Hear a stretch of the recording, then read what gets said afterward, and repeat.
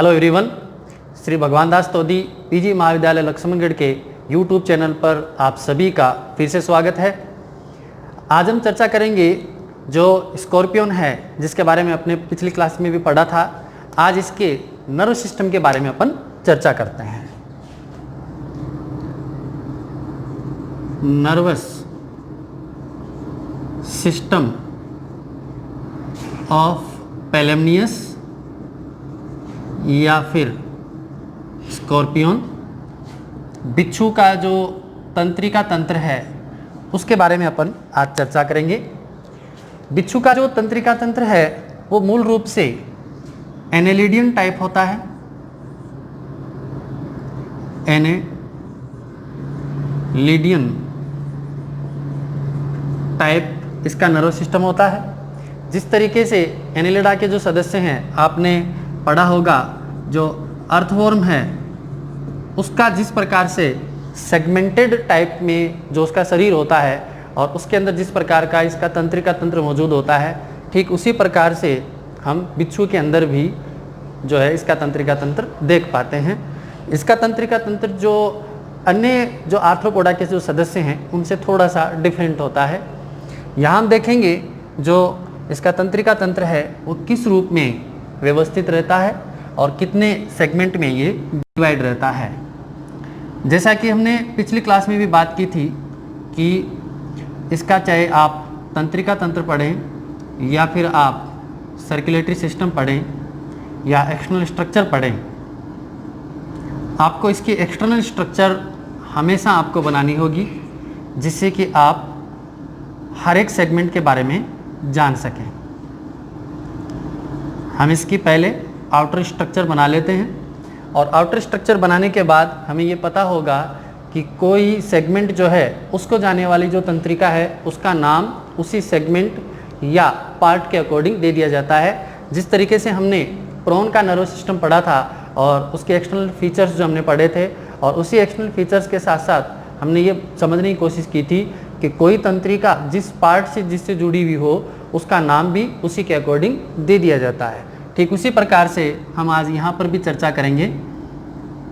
ये आप देख रहे हैं बिच्छू का एंटीरियर सिरा जो है उसके ऊपर एक जोड़ी यहाँ पर माउथ को घेरते हुए कैलिशियर पाए जाते हैं। यहाँ आप नाम नहीं लिखेंगे, केवल आप समझने का प्रयास करेंगे कि ये एक जोड़ी क्या है, कैलिसेरा है।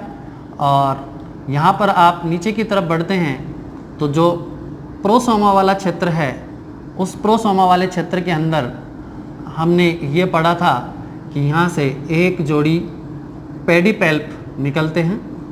ये वाली जो संरचना है जो आप लेटरल साइड में देख पा रहे हैं, ये पेडिपेल्प है। और इसी प्रोसोमा वाले क्षेत्र के अंदर 4 जोड़ी दोनों तरफ वॉकिंग लेग्स मौजूद थे इसके। ये आप जो बना रहे हैं वॉकिंग लेग बना रहे हैं। जैसा मैंने आपको बताया कि इनका नामकरण हम नहीं करेंगे।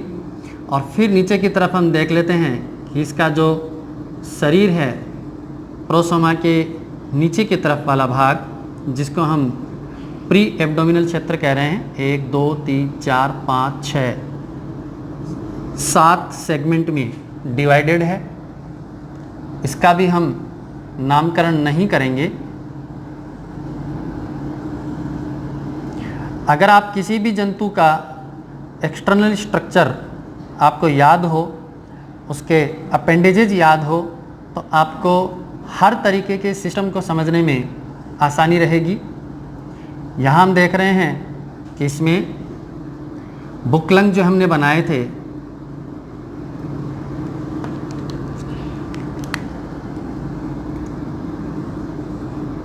इस तरीके से आप बुकलंग भी बना लीजिए।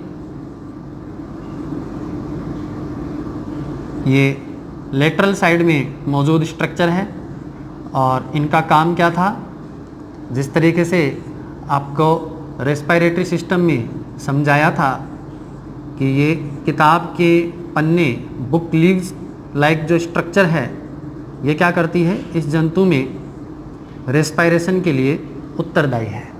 ठीक है। इसके बाद आप बना लीजिए इसके टोटल 5 सेगमेंट।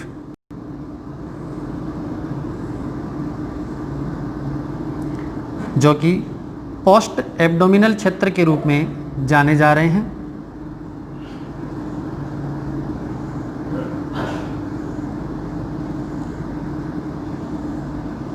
लास्ट सेगमेंट तक ये स्ट्रक्चर हमने बनाई है और इस पोस्ट एब्डोमिनल सेगमेंट में नीचे की तरफ एक नुकीली स्टिंग लाइक स्ट्रक्चर थी, दंश जो था वो इसका हमने बनाया था। अब हम समझने की कोशिश करते हैं। आपने जैसे ये चीज़ समझा कि ये प्रोसोमा वाला क्षेत्र है, यहाँ पर मौजूद जो इसके अपेंडेजेज हैं जिसमें 4 जोड़ी वॉकिंग लेग है, 1 जोड़ी पेडिपेल्प है, 1 जोड़ी कैलिशियर है और फिर प्री एब्डोमिनल क्षेत्र के अंदर 7 सेगमेंट और बुक लंग्स मौजूद हैं। पोस्ट एब्डोमिनल क्षेत्र के अंदर 5 सेगमेंट और एक टेल्सन मौजूद है। यहाँ हम देखते हैं कि इस जगह पर मीडियन आई मौजूद थी और साइड के अंदर यहाँ आप देख पा रहे हैं, इस तरीके से आप यहाँ बना लीजिए 3 जोड़ी लेटरल आई। ठीक है, अब हम ये चीज़ समझने की कोशिश करते हैं कि इसका नर्वस सिस्टम किस तरीके से सिचुएटेड होता है और किस तरीके से व्यवस्थित होने के कारण वो कौन कौन से पार्ट्स को जोड़ के रखता है, या हम कहेंगे कि जो कोऑर्डिनेशन का जो कार्य है वो ब्रेन से किस तरीके से इसमें स्थापित होता है, उसको हम समझने का प्रयास करेंगे। इसका जो नर्वस सिस्टम है वो किस जगह पर स्थित होता है, वेंट्रली पोजिशन्ड होता है। ये जो इसकी वेंट्रल साइड है, नीचे वाली जो इसकी सरफेस है, उस सरफेस की तरफ मौजूद होता है। ये ठीक उसी प्रकार से मौजूद होता है जिस तरीके से कॉकरोच और जो पेलिमोन है उसके अंदर इसका नर्वस सिस्टम मौजूद होता है, ठीक उसी प्रकार से ये भी सिचुएटेड होता है। और अग्र जो सिरा है इसका एंटीरियर रीजन, वहाँ से लेकर के ये पोस्टीरियर क्षेत्र तक फैला रहता है पतले धागे नुमा संरचना के रूप में। तो यहाँ आप देखेंगे कि सबसे पहले हम बनाते हैं इसका ब्रेन वाला पार्ट। इसका जो ब्रेन है ये आगे की तरफ ईसोफेगस जहाँ से निकल रही थी, इसकी जब हमने एलिमेंट्री कैनाल पढ़ी थी तो एलिमेंट्री कैनाल जो है ये जिस तरीके से एलिमेंट्री कैनाल का ईसोफेगस वाला भाग है, तो इस ईसोफेगस वाले भाग को घेरते हुए ये मौजूद होती है। ठीक उसी प्रकार जिस तरीके से अर्थवर्म के अंदर नर्व रिंग का फॉर्मेशन होता है, उसी प्रकार से इसके अंदर क्या है, ब्रेन मौजूद होता है। इस ब्रेन की या आप स्ट्रक्चर इस तरीके से बना सकते हैं।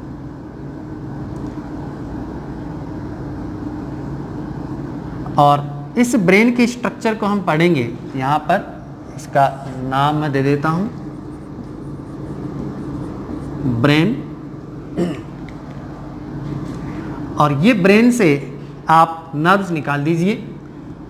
एक जोड़ी नर्व चली जाती है मीडियन आई को। ब्रेन के एंटीरियर सिरे से एक जोड़ी तंत्रिकाएं निकलकर कहाँ जा रही हैं, मीडियन आई को। और जिस पार्ट को जा रही हैं उसका नाम भी उसी के अकॉर्डिंग रख दीजिए, नर्व टू मीडियन आई। आपको ये समझने में आसानी हो रही होगी कि जैसे ही हमने एक्सटर्नल फीचर्स इसके देखे हैं, स्ट्रक्चर देखिए, तो आपको नर्व सिस्टम को भी समझने में आसानी होगी। यहाँ से आप निकाल दीजिए दोनों की तरफ, दोनों लेटरल साइड की तरफ ये जो लेटरल आई मौजूद हैं उनको नर्व जा रही है और इनका नाम हम दे देंगे नर्व टू लेटरल आई। ठीक है, ब्रेन के एंटीरियर सिरे से आप एक जोड़ी तंत्रिकाओं को भेज दीजिए कैलिशिरा की तरफ, जो इसके चिलेट अपेंडेजेस हैं, भोजन को पकड़ने में ये मदद कर रहे हैं, उनमें आप भेज दीजिए। आगे जाकर के ये जो तंत्रिकाएं हैं ये छोटी छोटी तंत्रिकाओं के रूप में डिवाइड हो जाती हैं और पूरे सेगमेंट में ये फैल जाती हैं। ये कहाँ गई हैं, नर्व टू कैलिशेरा या कैलिशियर या चिलेट अपेंडेजेज। और यहाँ से आप एक जोड़ी तंत्रिकाओं का समूह निकाल दीजिए जो कि पेडिपेल को जा रहा है, एक्सटर्नल जो इसके उपांग हैं उनकी तरफ ये जा रहा है, नर्व टू पेडिपेल। ठीक है, ये थे कौन से? प्रोसोमा वाले क्षेत्र में एंटीरियर सिरे की तरफ से निकलने वाली जो तंत्रिकाएं हैं उनका समूह। आगे आप देख रहे हैं इसी प्रोसोमा वाले क्षेत्र के अंदर मौजूद 4 जोड़ी वर्किंग जो इसके हैं अपेंडेजेज या वर्किंग लेग्स मौजूद हैं, उनको आप भेज दीजिए। एक एक जोड़ी तंत्रिकाओं का समूह आप भेज दीजिए।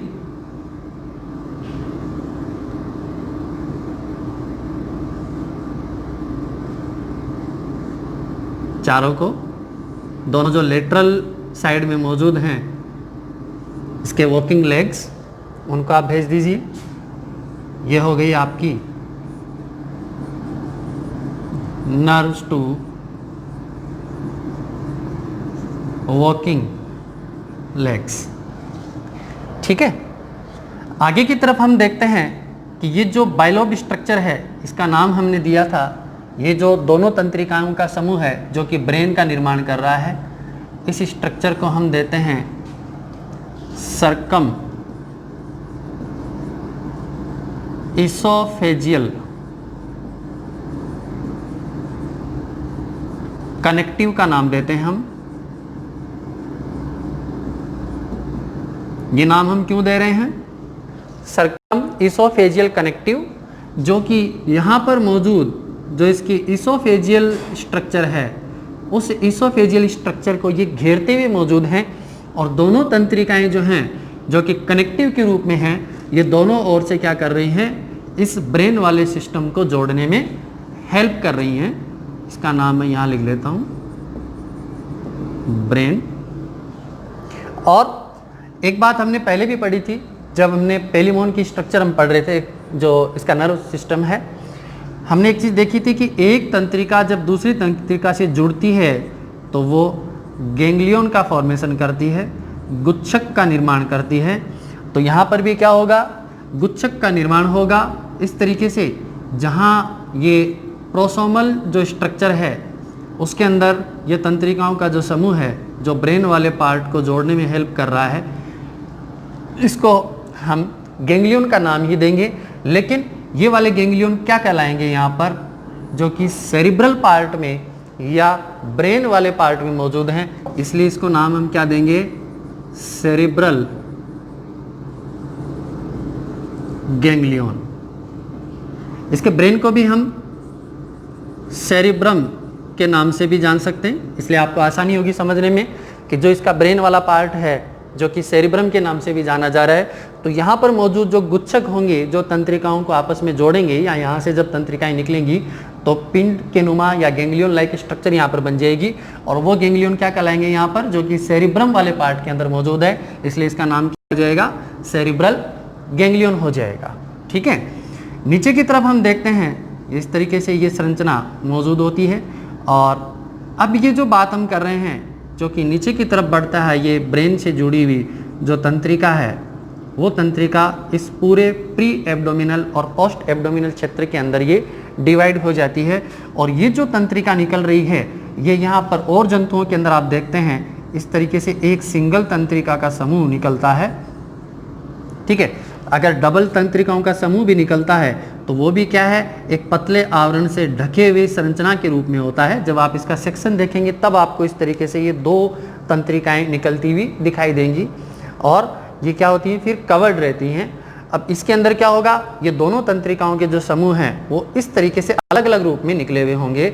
हम ये कहेंगे कि जो वेंट्रल नर्व कॉर्ड है, जो ब्रेन का दूसरा पार्ट है, जैसे पहला इसका पार्ट हो गया ब्रेन जिसके बारे में आपने स्टडी की, दूसरा इसका वेंट्रल नर्व कॉर्ड। तो ये जो वेंट्रल नर्व कॉर्ड का जो फॉर्मेशन होता है वो ब्रेन के निचले सिरे से लेकर के जो इसका पोस्टीरियर रीजन है ब्रेन का, वहाँ से लेकर के इस कंप्लीट पोस्टीरियर रीजन तक जो एब्डोमिनल पार्ट होता है पोस्ट, वहाँ तक ये फैली रहती है। लेकिन यहाँ ये क्या होंगी? अलग अलग 1 जोड़ी तंत्रिकाओं का निर्माण करेगी। और इस जगह पर क्या होगा? यहाँ पर जो इसका चौथा सेगमेंट है, चौथे सेगमेंट से यहाँ पर गैंग्लियंस का निर्माण होगा। आप एक चीज नई यहाँ पर देखेंगे, वो क्या है कि इसके अंदर 7 सेगमेंट हैं।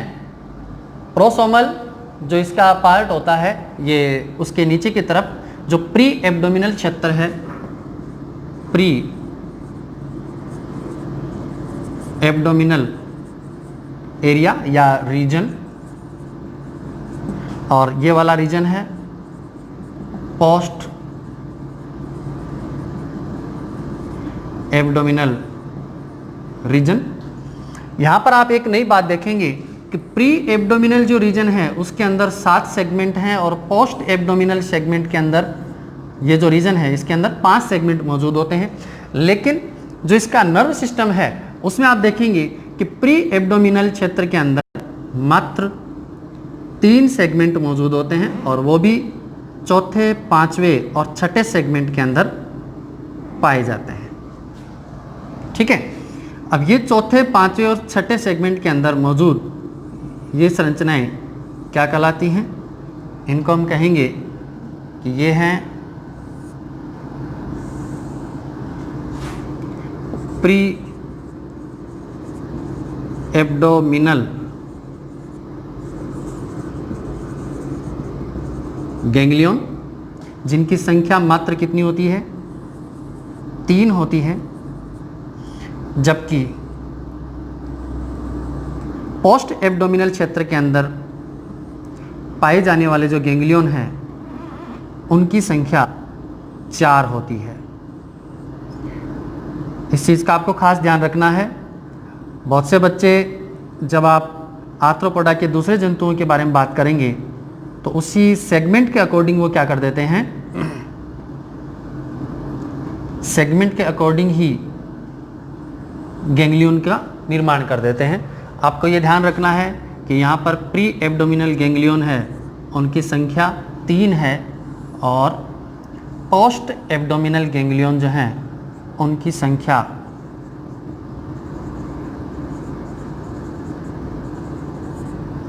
गैंग्लियन इनकी संख्या 4 होती है यहाँ पर। ठीक है, अब हम बात करेंगे कि यहाँ से निकलने वाली तंत्रिकाओं के समूह की। तो जो इसका ये वाला प्रोसोमल क्षेत्र होता है, यहाँ से निकलने वाली जो तंत्रिकाएं हैं वो 4 जोड़ी तंत्रिकाएं निकलती हैं, जो कि वेगस नर्व के रूप में होती हैं। आप यहाँ पर एक चीज़ देखेंगे, नोट करेंगे कि इस वेगस जो तंत्रिकाएं हैं उनमें से ऊपर वाली 2 जोड़ी जो हैं वो फर्स्ट और सेकंड सेगमेंट में जा रही हैं, और नीचे वाली 2 जोड़ी तंत्रिकाएं जो बुकलंग्स हैं वहाँ पर ये जा रही हैं। ऊपर वाली जो हैं ये कहाँ चली जाती हैं? जो इसका रिप्रोडक्टिव जो क्षेत्र होता है, हम ये कहेंगे जो जिनाइटल इसके अपरेटस हैं, पेक्टाइन वाला क्षेत्र है, वहाँ तक ये चली जाती हैं। और यहाँ पर हम लिख देते हैं ये क्या हैं? वेगस नर्व हैं।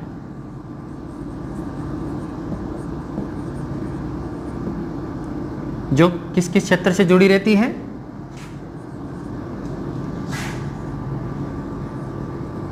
जिनाइटल ऑपरक्यूलम या जिनाइटल एरिया, पेक्टाइन्स वाला क्षेत्र, वहाँ तक जुड़ी रहती हैं। और ये जो वेगस नर्व हैं 2, ये कहाँ जा रही हैं? बुक लंग्स को चली जाती हैं। कौन सी वाली? जो नीचे की 2 जोड़ी तंत्रिकाएं निकलती हैं वो। आप इस साइड में भी क्या करें, इन तंत्रिकाओं का एक जाल भेज दीजिए।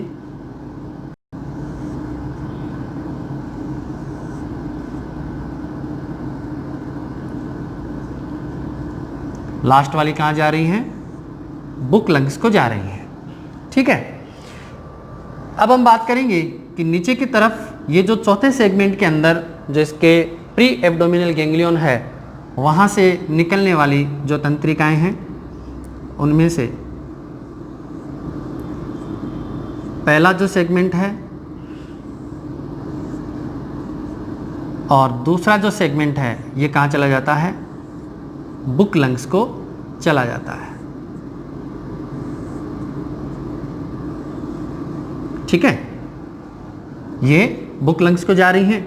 आगे वाला जो क्षेत्र है जो कि तीसरा सेगमेंट है, उससे निकलने वाली जो तंत्रिकाएं हैं उनका समूह, जो इसका प्री एब्डोमिनल जो विसरल क्षेत्र है वहाँ ये चला जाता है।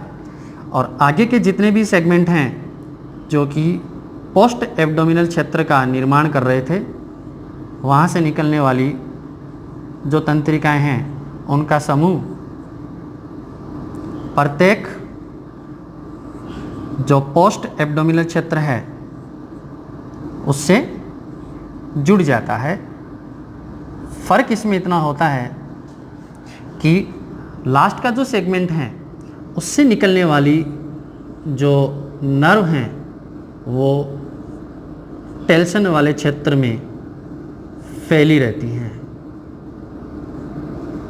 ठीक है, ये वाला क्षेत्र है इसका टेल्सन या स्टिंग, आप यहाँ पर लिख सकते हैं नर्व्स टू टेल्सन, और इनको आप लिख सकते हैं नर्व्स टू पोस्ट एब्डोमिनल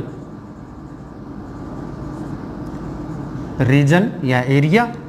और ये जो नर्व हैं इनको आप लिख सकते हैं नर्व्स टू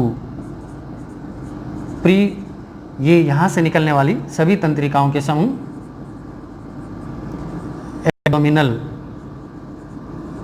रीजन या पार्ट। ठीक है, ये जो आपने पढ़ा है आज इसका तंत्रिका तंत्र, उम्मीद करता हूँ आपको ये चीज़ समझ में आई होगी। आप इसका स्क्रीनशॉट ले सकते हैं। आगे वाली जो टॉपिक है उसकी चर्चा अपन अगली क्लास में करेंगे। Thank you. आप स्क्रीनशॉट ले लीजिए।